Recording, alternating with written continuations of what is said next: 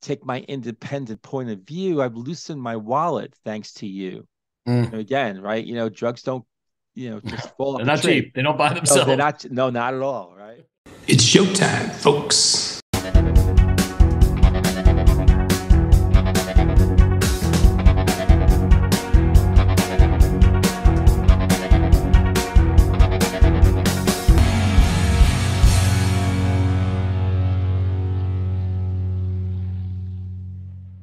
Hello, into the music world. We are back with another episode. My name is Andy. That gentleman over there in green is Greg.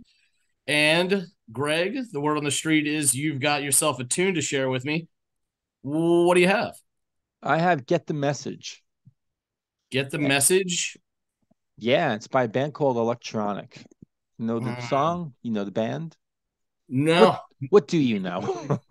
Very little, Greg. But no, I've never heard of Electronic or this tune, Get the Message. But I'm gonna go listen to it and see if I get it. Yeah, cool. Cool. All right. Come on back and let me know. Will do.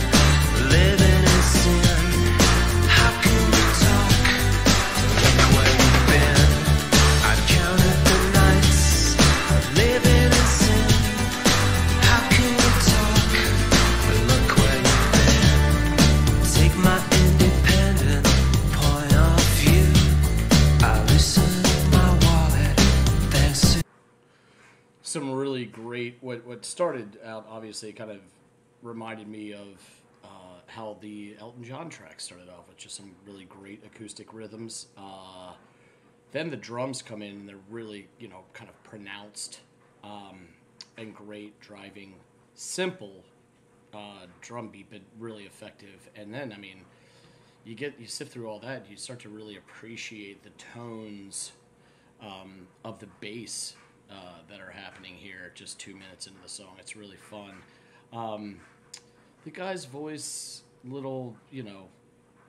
it's nothing great, but it's not bad. It's not detracting from the song either. But let's see where this goes. I'm definitely a bit more partial to the music to this point.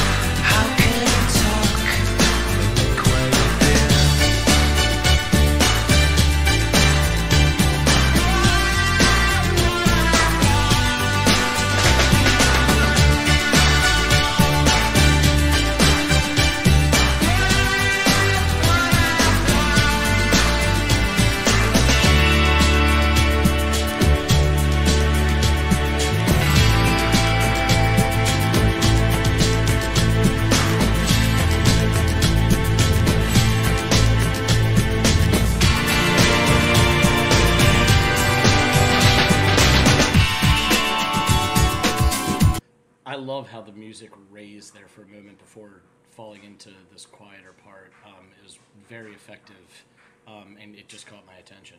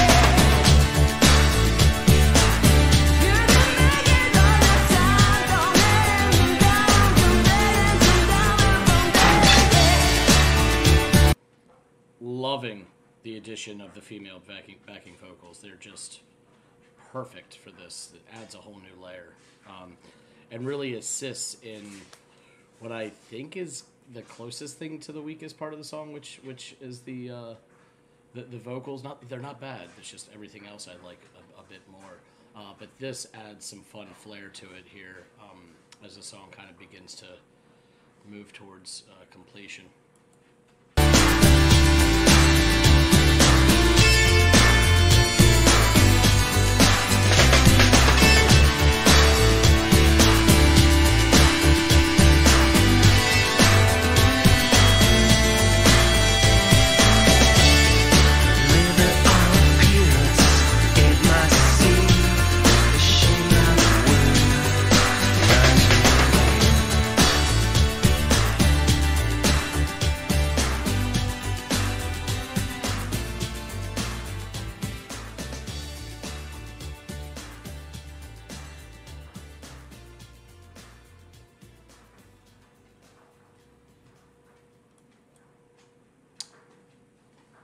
Yeah, that was a good tune. I think what I appreciate the most about this song is how they took a rhythm and just kept, while it stayed constant, they kept building within it and changing it up for the sake of keeping it fresh, while not really moving away from it. And I just thought that was really effective and well done. Let's get back to Greg. So what'd you think? Did you get it? Yeah, I think I did get it. I don't know if I'm going to be honest with you. I got more of the music than I did the lyrics. Although there were allusions in the lyrics that made me raise my eyebrow and have questions. So I'm wondering if you can get that sorted for me as we move through the discussion here. But I'll go through with my just initial reaction. Started with this really great acoustic sound, but then shortly thereafter, the introduction with the acoustic, it's accompanied by this like really driving, albeit simple but effective drum beat that happens, and it kind of stands out and captures your attention, kind of pulls you in. Really liked that. And there were some really great bass tones that came in shortly after the drums that started to fill out like this whole bottom half of the sound that the song had sort of created by this point, and I really liked it. It kind of stuck out to me. There were some really nice snare rolls intermittently on the drums, like in between parts or when another part was kicking off from the previous. Yeah, thought that was really cool and effective. Now this is where, pardon me, I started to notice in the lyrics all this allusion to to living in sin, which I thought was kind of interesting. Multiple references to it, so I'm wondering like what that might be about or whatever, what the theme is there. But and I'll say this, and this is not an attack on the singer, but I felt like of all the stuff that was happening, maybe the weakest link, and I think I mentioned this in the reaction, was like I wasn't overly wowed by the singer, but it wasn't bad either. It just didn't show a lot of range. Like it kind of stayed in the pocket, you know what I mean? Yeah. But there was some like as the song progressed, it really started to dawn on me that there's not a lot happening in the way of changing. Like the rhythm, what they do is they add and take away and like they move all these different parts and sounds and instruments within the same progression, but it stays the same progression for the most part. Right. And the way they doctor it up and kind of church it up a little bit for everybody in the listening audience is by adding these new and different things that keep it interesting and fresh as it progresses over and over. Right. And what I really liked was the synth. There's this awesome synth part that's happening, and then right after it, some like really interesting guitar work that also occurs in sort of the same part. I really, really like that. And then after that, to add like some flavor to what again I thought was I hate the term weakest link because it's not, it isn't bad, but to add flavor to the vocals, there are these female vocals that are interjected toward the end of the song, or injected into the end of the song, which I really, really liked and was like, oh my God, this is so welcome. What a great additional piece to add to the music to, again, keep it fresh and new and interesting. And yeah, so I found that by the end of the song that what I was listening to was a constant rhythm that was constantly having new and different things added to it to keep it fresh. And I think that that's really fun and interesting way of writing a song so it doesn't become mundane or too repetitive to the listening audience. But yeah, I liked this song a lot. I didn't like it as much as the Elton John one, but I did like this song. It was interesting to me because I'd never heard this band, and I feel like this came out during my lifetime and somehow just didn't make my radar. So like, when exactly did this come out, Greg? I think you were a young pup, right? 1991. Oh yeah. Yeah. I mean, I hadn't even reached teenager yet. So I was like eight or so. That's interesting. These guys are an American act, or are they an English or UK act? They're English. Okay. The lead singer, and I know you had comments about his vocals. Did he sound familiar? I can't say like no. Like it didn't sound foreign to me, but it wasn't like that's a name, or like I could put a name on that sound. Have you recently done a song from John from New Order? Yes. You have, I right? think so. Yeah. Yeah. Well, this is Bernard Sumner from New Order. That's okay. That's the vocalist. Yeah. That's his style. Where in the timeline is this with his stuff done in New Order? New Order's still around. So what happened here was so this is actually considered like a super group. And you got Bernard Sumner of New Order. They never broke up. I think they've just, I think at certain times of the lineup, of their togetherness, whatever, they've kind of have taken some time off and done their own projects like that. So Bernard gets together with guitarist Johnny Marr from the Smiths.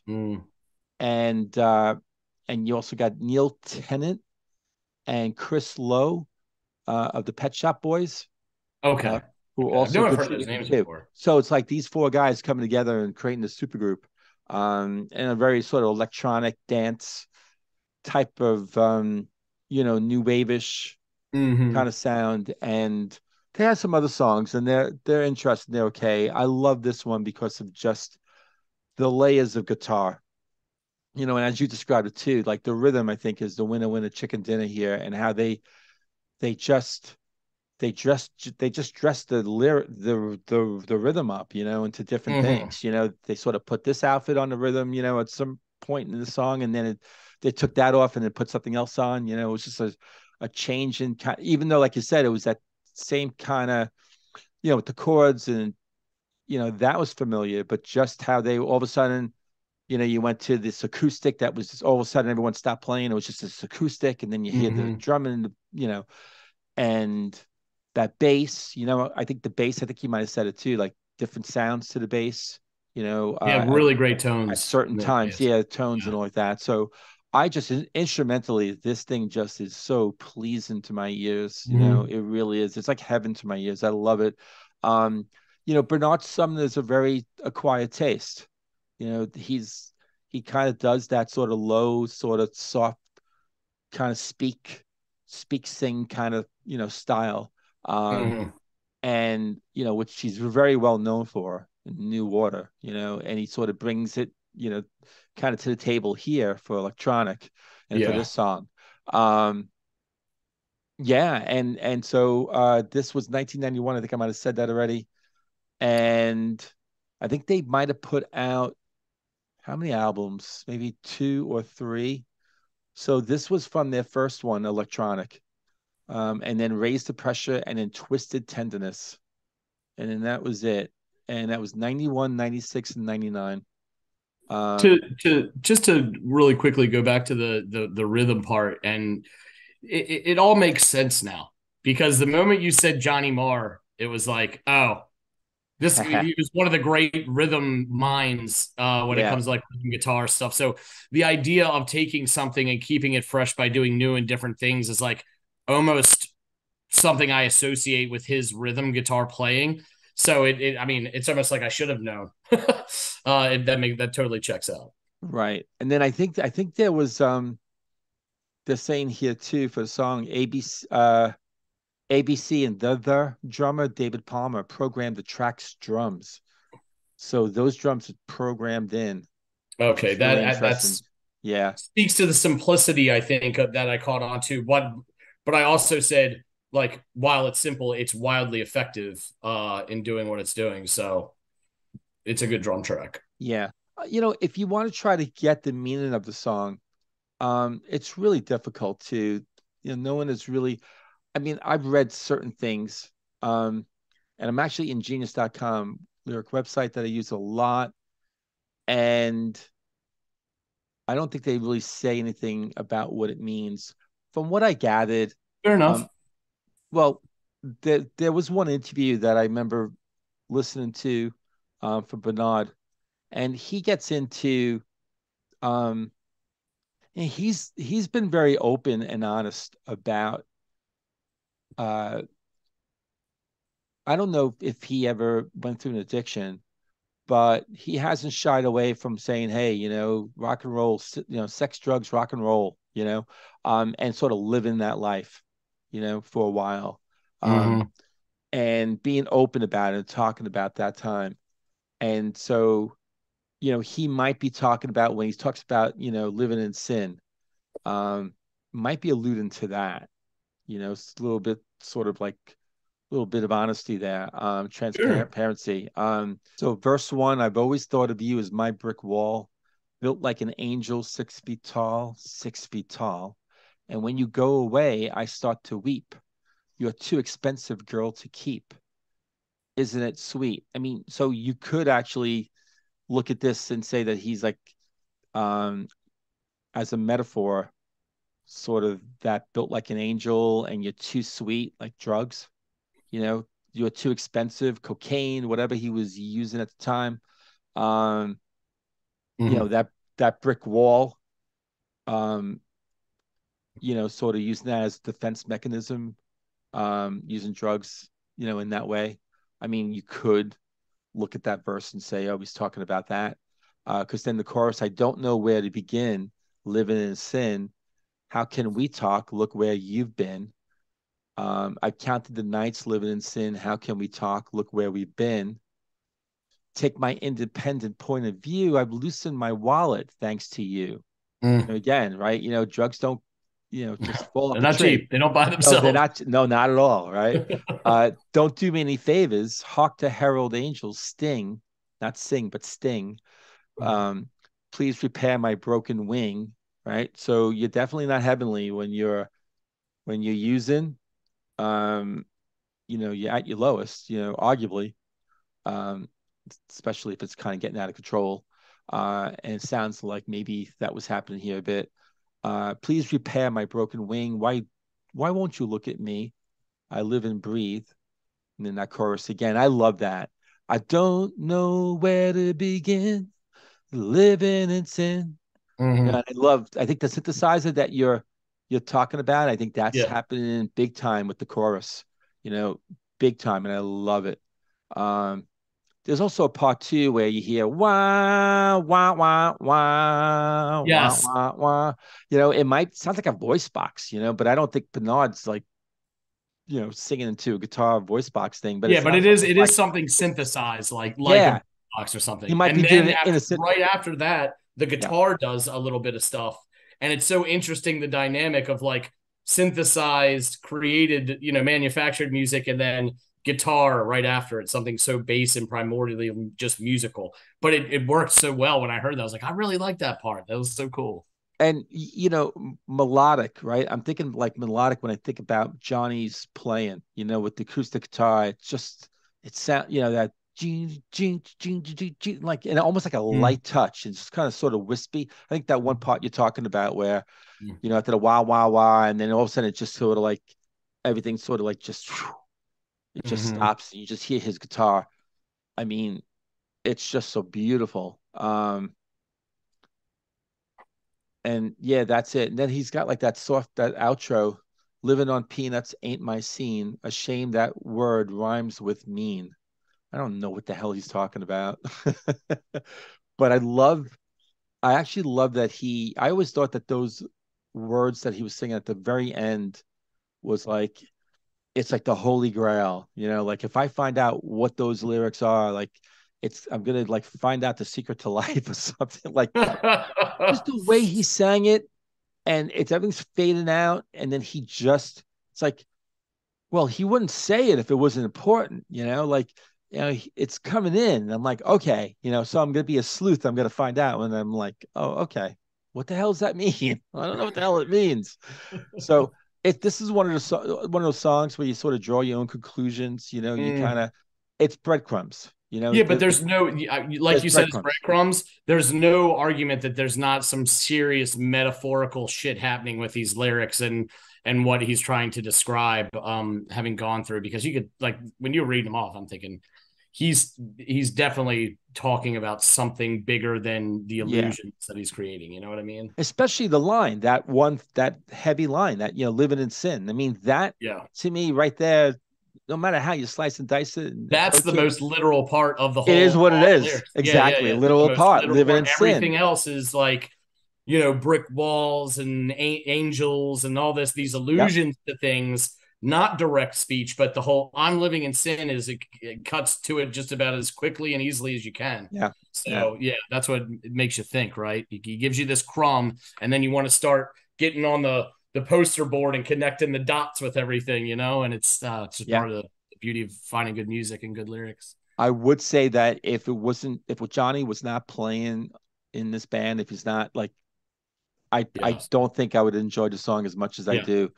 I knew where you were going from the moment you said if Johnny wasn't, and I couldn't agree with you more. Because a lot of the other songs, he's playing on them, but they're more dance and they're more sort of, this is, you can move, you can groove a little bit to this, but this is more like a sit down kind of chill out, have your drink and you listen to lyrics and you get lost a bit and you're like, okay. Yeah. And so you're totally into the groove, and then you're appreciating the guitar, just again, like I said, sort of, dressed up here, there, man. So cool. It sounds like really like it was nice listen. Yeah. Yeah, I really like the composition of it, and the musicality behind it probably the most in the song, but some interesting lyrics as well. Even if I didn't think the voice was among the best I've heard on the channel, that still does it. It's like you with Ben Harper, like those lyrics resonated with you, even if you didn't think he had the greatest voice you've ever heard. This is similar. Like, he's saying something that's cryptic and kind of important, albeit slightly veiled, but that kind of is what helps carry the gravity of it. You know what I mean? So I dug it. Cool. All right. Well, you want me to go ahead and tie this thing up? All righty. I was reading your mind. All right, everybody out there in the listening audience, thank you so much for joining us on this little ride with Electronic.